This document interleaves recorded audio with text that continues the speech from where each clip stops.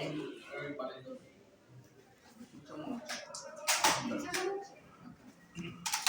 এটা কি সাউন্ড হবে নাকি জানেন একটু আপ দিতে হবে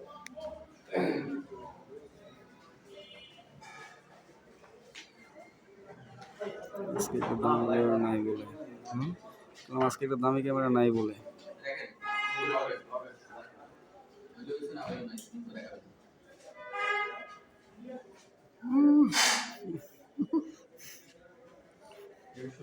পাসওয়ার্ড কি লক্ষ্যে একটা মেরে কয় আসল চেয়ার না আরে আলামিন যাবো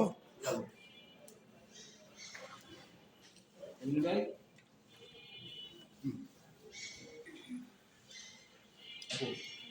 প্রথমে আজকে যে নাটকটা নিয়ে কাজ করছেন সেই আচ্ছা, নাটকের নাম হচ্ছে কাজের বউ। নাটকটা লিখেছেন যিনি আমার খুবই পছন্দের একজন স্ক্রিপ্ট রাইটার অনিকা মন্ডল। আর নাজমুল রনি ভাই অ্যাকচুয়ালি অ্যাজ ওয়েল সবসময় আমার পছন্দের, হয়তো ওনার সাথে আমার অনেক বেশি কাজ হয় না, অনেকদিন আগে একটা কাজ হয়েছিল, আজকে আমার অনেকদিন পর কাজ হচ্ছে।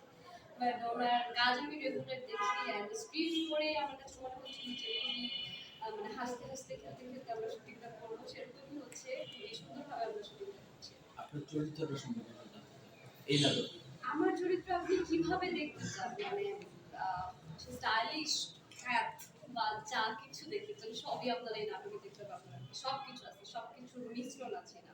কতটা কাজের আসলে হুম। নামটা যেহেতু কাজের মেন হচ্ছে কাজের বউ কাজের বউ আসলে বউটার সাথে কতটুকু কাজ অনেক কাজের, আমি অনেক কাজের।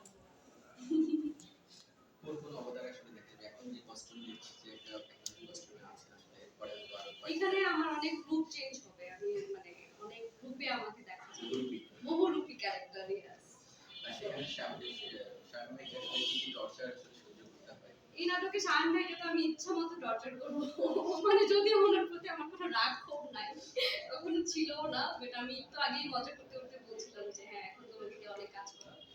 এই ধরনের যখন সিচুয়েশন গুলো ক্রিয়েট হয় আসলে নায়িকাকে খুব মানে তৃপ্তি বোধ করে কিনা নায়কদের থেকে পেঁয়াজ না কাটাতে এরকম না, আসলে যেহেতু কাজ করতেই হবে সো একটা উছিলা বের করা আর কি, যে ওকে এখন আমি তোমাকে খাটাবো। একটু আগে যেমন আমরা একটা সিন করছিলাম, শামিম ভাই আমাকে মারছিল, সো এগুলো অ্যাকচুয়ালি আমরা এনজয় করি, part of life, part of work. মার খাওয়ার পরে ফাইট ব্যাক করবে মনে হয় হ্যাঁ মানে যা হয় আর কি, তাই তো আমরা নাটকের পর্দায় দেখে যাচ্ছি।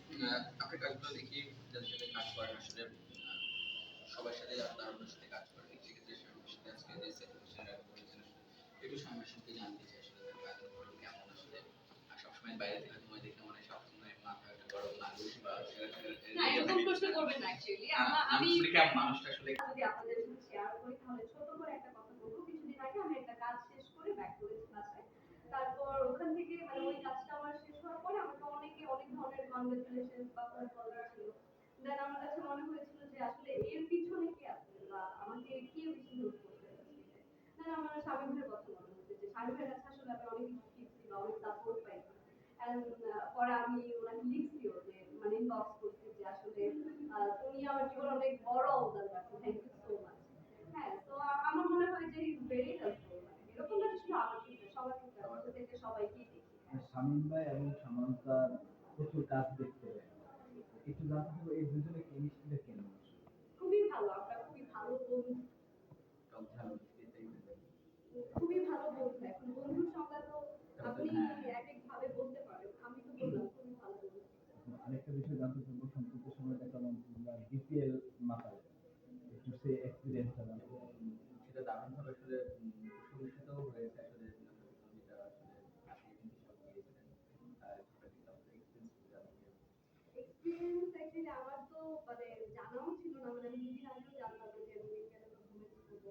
তো একদিন আগে আমি কনফার্মেশন পেয়েছি আর একদিন রিহার্সাল করার সময় পেয়েছি, এরপরে এতদিন পরে মানে পারফর্ম করেছি, আর সেটাও বিপিএল এর মতো এত মানে হাজার হাজার মানুষের সামনে মাঠের মধ্যে। আমি একটু নার্ভাস ছিলাম, কিন্তু অনেক যে নার্ভাস ছিলাম সেরকম না। আসলে আমি যখন ক্যামেরার সামনে দাঁড়াই আমার সামনে কাউকে মানুষ মানে মনে হয় এখানে একটা আমি মানুষ আর সবাই মানে একটু একটা সাথে পারফরম্যান্সটা আসলে ভালো হয় আর এই যে খেলার বাইরে থেকে দেখা হয় মানুষজন